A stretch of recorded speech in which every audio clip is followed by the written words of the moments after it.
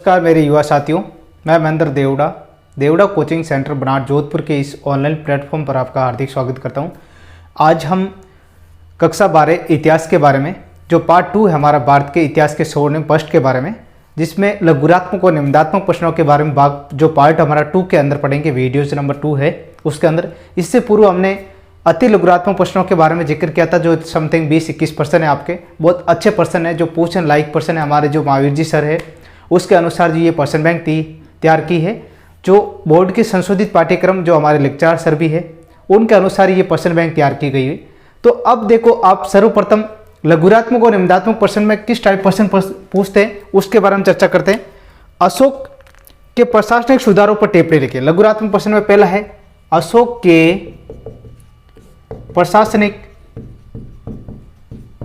प्रशासनिक सुधारों पर टिप्पणी लिखिए। प्रशासनिक सुधारों पर टिप्पणी लिखिए। ठीक है दोस्तों, आगे बात करते हैं। अगला, समुद्रगुप्त की विजयों पर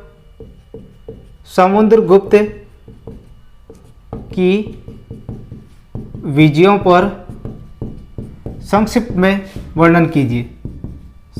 में वर्णन कीजिए। अगला प्रश्न आपका 3 नंबर, अशोक का दम के प्रमुख सिद्धांतों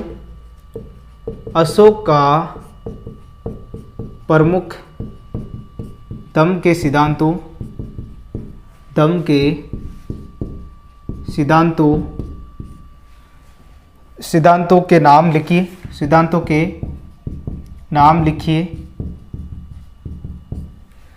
लिखिए। वे संक्षेप में समझाइए।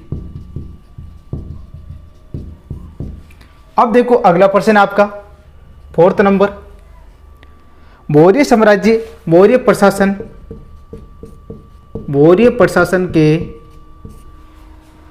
प्रशासन के केंद्रीय प्रशासन के बारे में,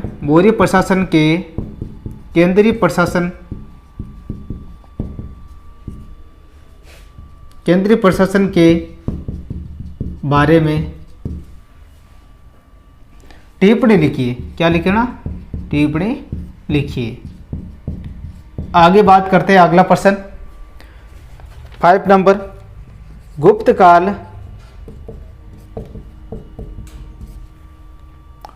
काल साहित्य में आता है साहित्य विज्ञान का विकास के बारे में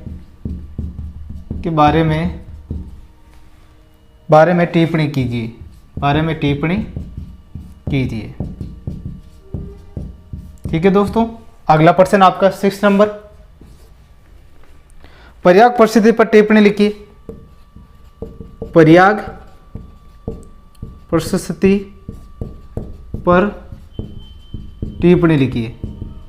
परिस्थिति पर टिप्पणी लिखना है आपको।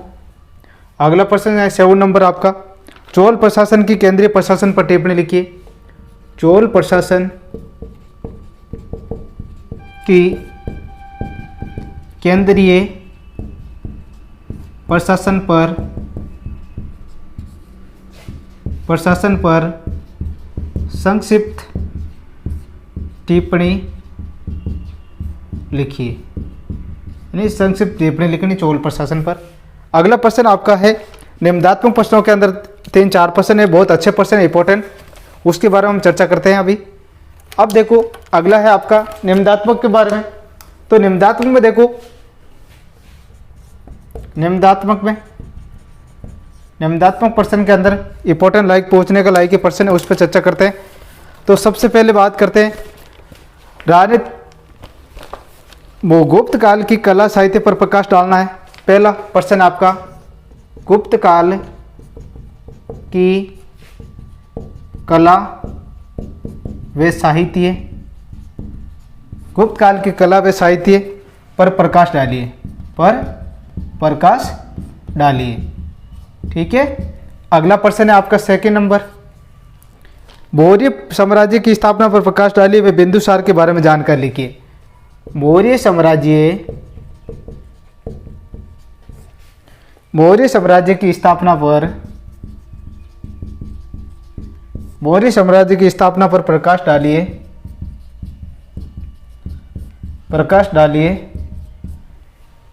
वह बिंदुसार के बारे में जानकारी लिखिए। ठीक है, आगे बात करते हैं 3 नंबर, गुप्त साम्राज्य की स्थापना के बारे में। गुप्त साम्राज्य की स्थापना के बारे में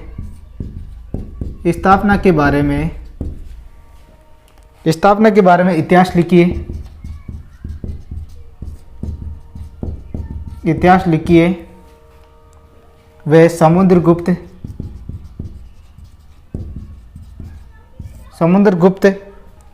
के जीवन के बारे में